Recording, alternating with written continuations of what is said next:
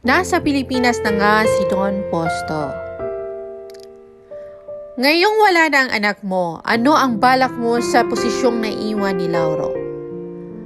Malamig ang tiging ipinukol ni Posto sa kanyang pinsan na kaidaran niya lang din. Tuso ang pinsan at hindi sila magkasundo noon pa man.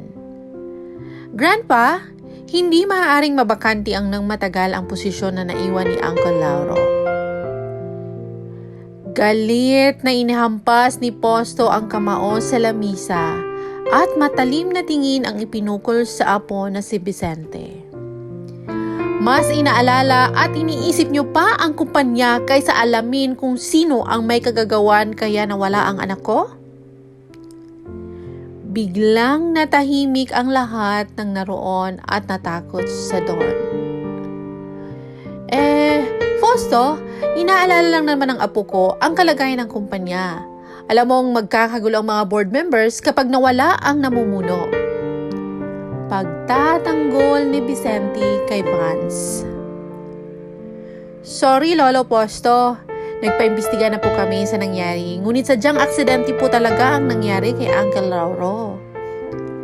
Mahinahon na nakipag-usap si Vance kay Don Posto.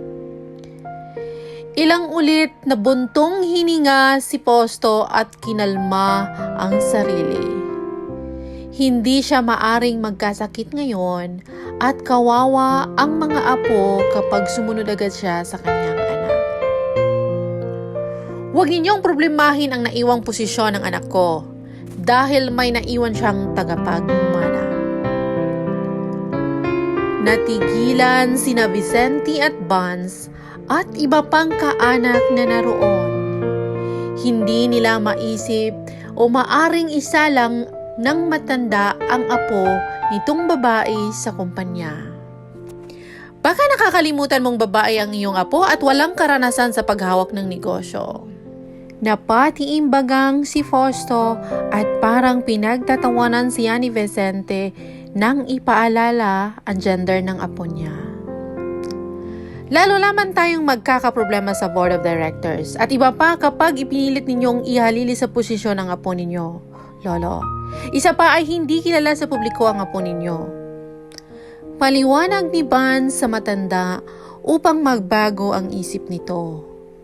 Noon pa man ay hangad na ni Vance ang posisyon bilang CEO ng isang kilalang kumpanya sa loob at labas ng bansa. Alam rin niyang maraming ari-ariang nakatago ang matanda sa labas ng bansa. Hindi pa mapurol ang utak ko pagdating sa pamamahala sa kumpanya. Tama kayo na babae ang apo ko at mahina ang tingin ng lahat sa kanya. Huwag kayong mag-alala dahil may ibang gagawa ng bagay na yan para sa kanya.